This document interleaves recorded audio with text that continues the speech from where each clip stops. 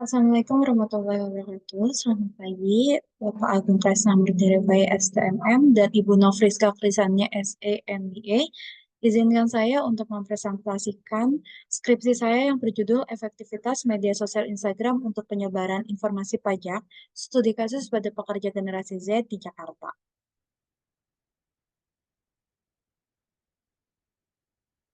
Jadi, perkembangan teknologi informasi yang sangat pesat telah mengubah berbagai aspek kehidupan, termasuk cara masyarakat mengakses dan menerima informasi. Hal ini dibuktikan dengan layanan berbasis online untuk mempermudah masyarakat, salah satunya adalah media sosial. Media sosial adalah jejaring media berbasis online yang saat ini sudah dipakai oleh 139 juta orang di Indonesia. Rata-rata individu menghabiskan 3 jam 11 menit menggunakan media sosialnya. Gen Z atau biasa disebut digital native adalah generasi yang tumbuh bersama teknologi dan komunikasi, salah satunya yaitu media sosial. Gen Z ini mendominasi dalam penggunaan media sosial. Media sosial yang paling favorit di kalangan generasi Z yaitu Instagram. Instagram digunakan Gen Z untuk mencari informasi yang mereka butuhkan. Tidak hanya konten hiburan, namun Gen Z juga mengakses konten yang lebih serius atau non-hiburan. Saat ini Gen Z sudah memasuki usia produktif atau usia bekerja, maka dari itu Gen Z sudah memiliki gaji dan wajib untuk membayarkan pajak. Karena pajak adalah sumber utama penerimaan sebuah negara. Permasalahan penelitian dalam penelitian ini ada dua, yaitu yang pertama terdapatnya komen pada laman Instagram yang menyatakan keluhan tidak adanya feedback, dan yang kedua terdapatnya komen keluhan oleh wajib pajak mengenai konten yang diupload di media sosial Instagram.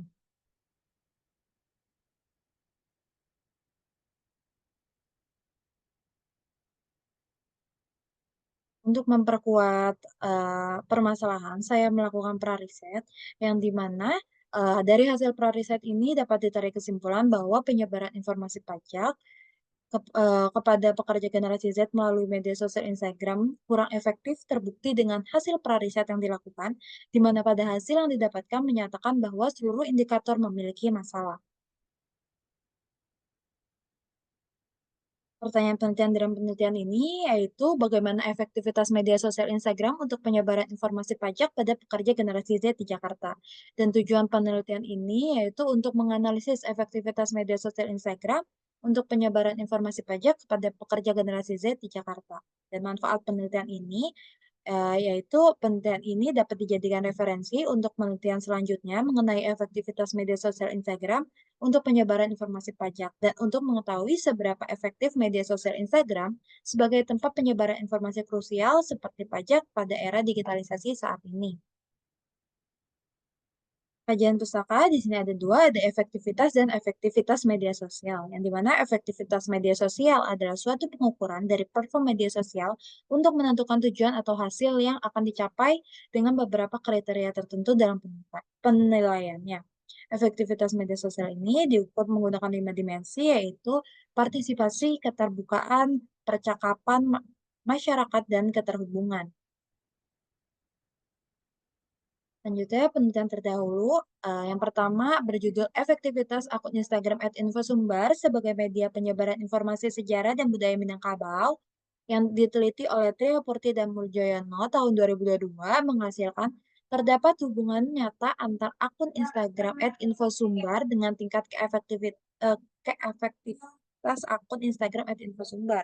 Yang kedua, berjudul Efektivitas Penggunaan Media Sosial Instagram @info Salatiga sebagai media informasi online di Kota Salatiga dengan peneliti Rahmawati Sakti dan Hadi Wijoyo tahun 2023 yang menghasilkan akun Instagram @info Salatiga terbukti efektif dengan tingkat efektivitas sebesar 76,6%.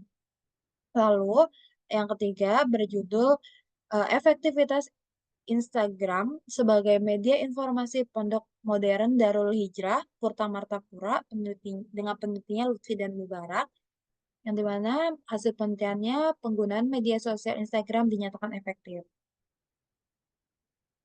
Selanjutnya, penelitian ini dimulai pada bulan November hingga bulan Februari 2025 dengan lokasinya di Jakarta. Penelitian ini menggunakan pendekatan kuantitatif yang bersifat deskriptif. Populasi dalam penelitian ini yaitu pekerja generasi Z yang berdomisili di Jakarta, dan sampel dalam penelitian ini menggunakan non-probability sampling dengan metode purposive sampling, menggunakan rumus Ramels-Howe dengan rumus sebagai berikut, dan hasil perhitungan dari rumus Ramels-Howe memperoleh hasil sebesar 96,04 sampel untuk jumlah minimum yang dibutuhkan, lalu dibulatkan menjadi 100 sampel.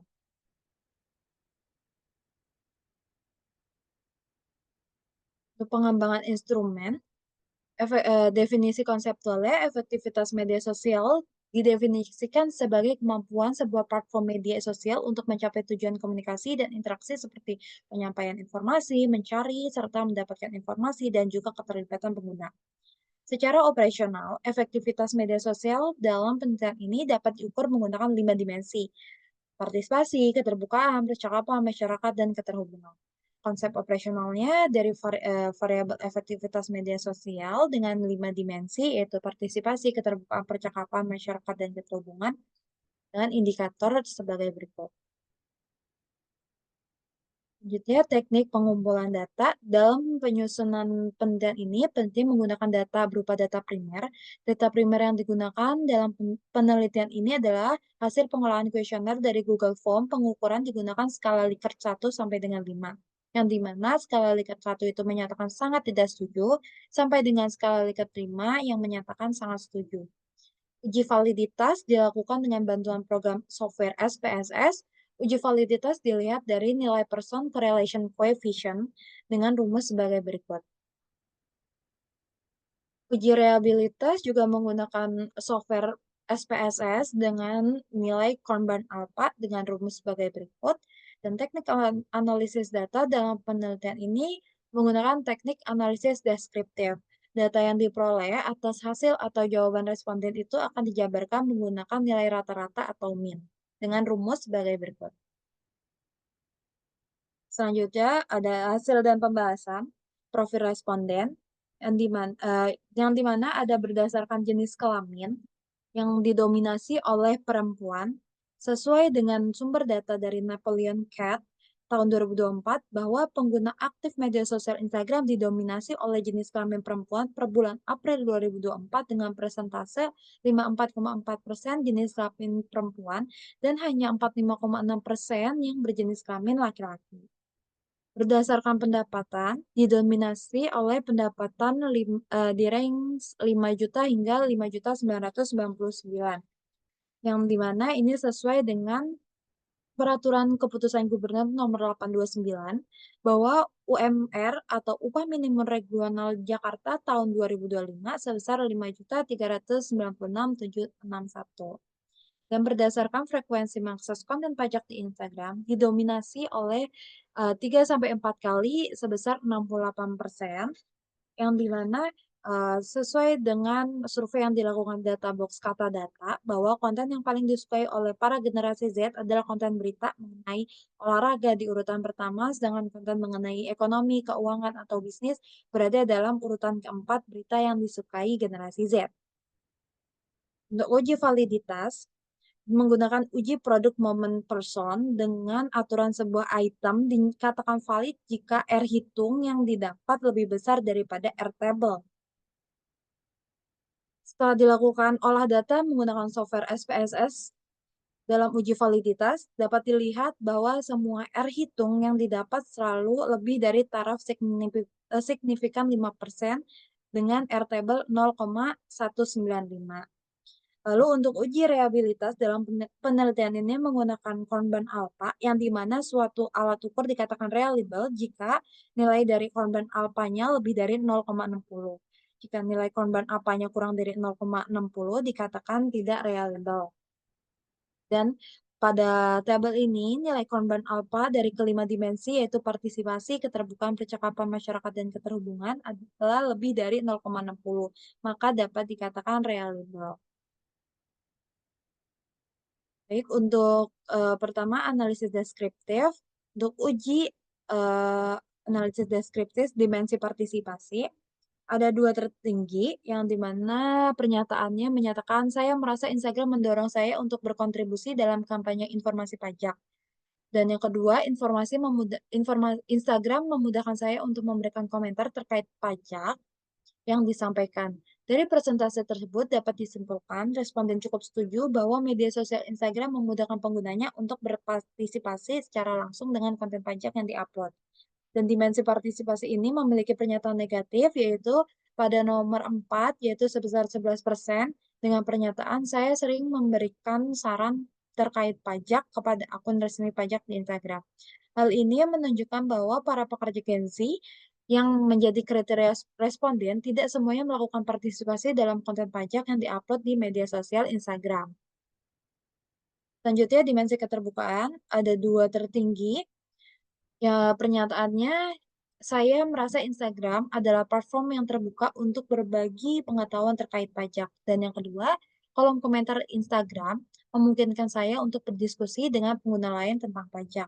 Dari presentasi tersebut dapat disimpulkan responden cukup setuju bahwa media sosial Instagram memudahkan penggunanya untuk mendapatkan informasi dengan konten pajak yang diupload dan juga memudahkan penggunanya melakukan diskusi di Instagram dengan fitur yang tersedia seperti kolom komentar atau fitur live. Dimensi keterbukaan ini memiliki pernyataan negatif, yaitu pernyataan nomor 2 sebesar 12% dengan pernyataan, "Saya merasa bebas menyampaikan komentar tentang pajak melalui Instagram." Hal ini menunjukkan bahwa terdapat pengalaman buruk pada pekerja generasi Z yang menjadi kriteria responden tidak semuanya merasakan kebebasan dalam berpendapat dalam media sosial Instagram mengenai konten pajak yang diupload. Selanjutnya untuk dimensi percakapan, ada dua tertinggi yaitu dengan pernyataan yang pertama, informasi pajak di Instagram menarik perhatian saya karena kontennya mudah dipahami. Dan yang kedua, Instagram menyajikan konten pajak yang kreatif dan informatif.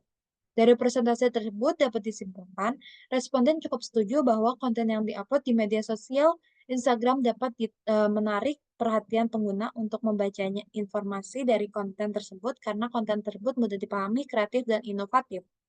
Namun, dimensi percakapan ini memiliki pernyataan negatif, yaitu pada pernyataan nomor 1 sebesar 11% dengan pernyataan saya merasa Instagram memfasilitasi komunikasi langsung dengan pihak terkait pajak.